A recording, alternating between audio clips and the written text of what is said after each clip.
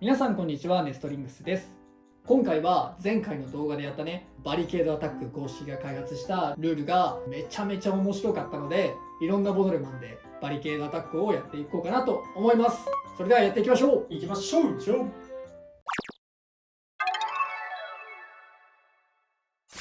ではまずは私野水航とチョメマルで対戦していきます。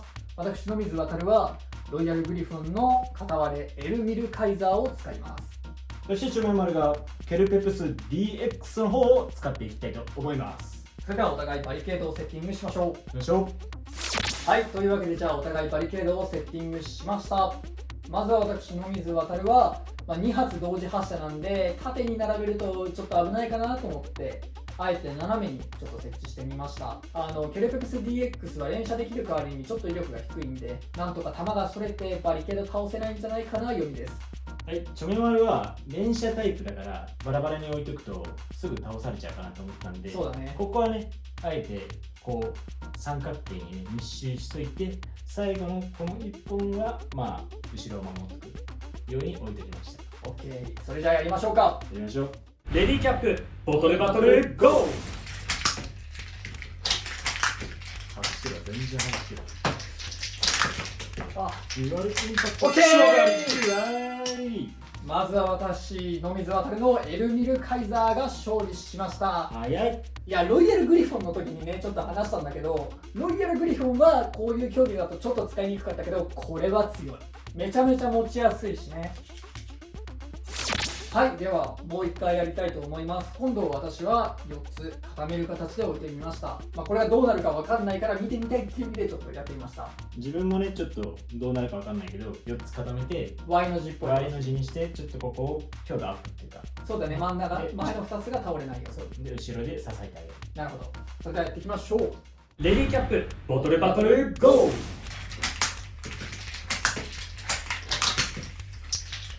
いやー、結構その周りのやつらが邪魔、周りのやつが邪魔で組めない。邪魔。ほら踊りキープ。さあルール上どうすればいいのか分かんないから、とりあえずバリケードは放置した状態でそのまま続きやっていきますか。レディーキャップボトルバトルゴー。なんで通れねえの。ちょっと邪魔だなこれ。頑張れ頑張れ、2人とも。頑張れ頑張れ。ボトルキープ。そっちやばいって、その形固めすぎ。これやばいって。これどうすんの。なんならこいつもめっちゃいい仕事してんだよな。いやでもね、その状態はねケルペプス無理よ。なるほどね。レディーキャップボトルバトルゴー。ちょっと俺についてた。じゃあよっしゃや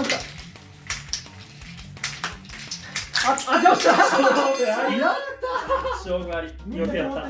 いやー、なんとか倒すことができた。エルミルカイザーの勝利です。いやーでも惜しかった、お互いね。あれは無理。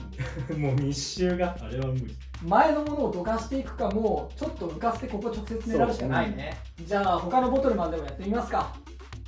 はい、それでは次はチョメマルとつぶやきさん太郎で対決していこうと思います。まずはつぶやきさん太郎はコーラマルエナジー DX を使っていきます。今回はウィングと足の裏にラバーキャップも入ってますね。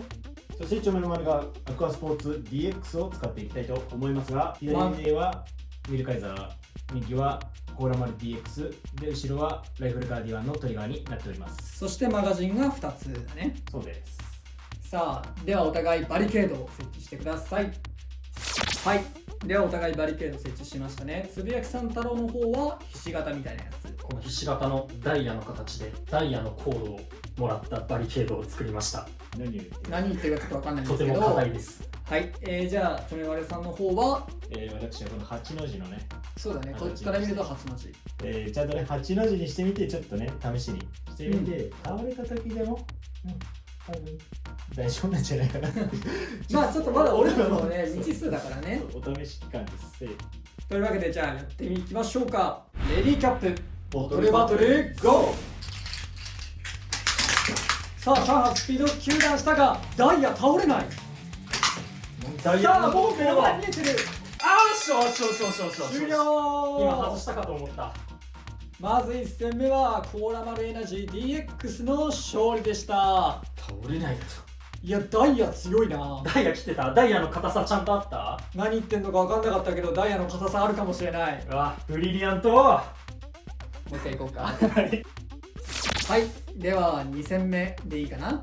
お互いひし形ダイヤモンド型ということで、それではいきますよ。レディーキャップボトルバトルゴー。うわもうすでに倒してばらけてまだ倒せてない、まだ倒せていない、まだ倒せていない。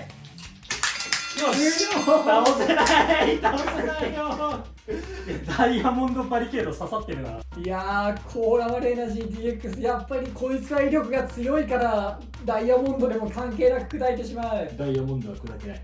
砕けた今回は砕けたというわけでコーラマルエナジー DX の勝利でした。やった。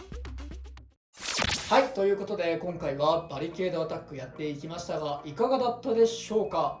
面白くないこれ。楽しい。面白いね。これめちゃめちゃ面白いね。もちろんこの置き方による戦略もあるし、例えばこのダイヤモンドめちゃめちゃ硬いじゃん、これでいいじゃんみたいになるかと思ったらコーラ丸だと簡単に倒されちゃうからダメと、そう。他のやつの方がいいっていう風になるから戦略性もあるし戦術性もあるし、でもちろんカスタマイズ性もあるじゃんね。これも結構いろんなカスタマイズ考えないといけなかったりするかなと思うし、あとねターゲットが重くないんだよねこれ。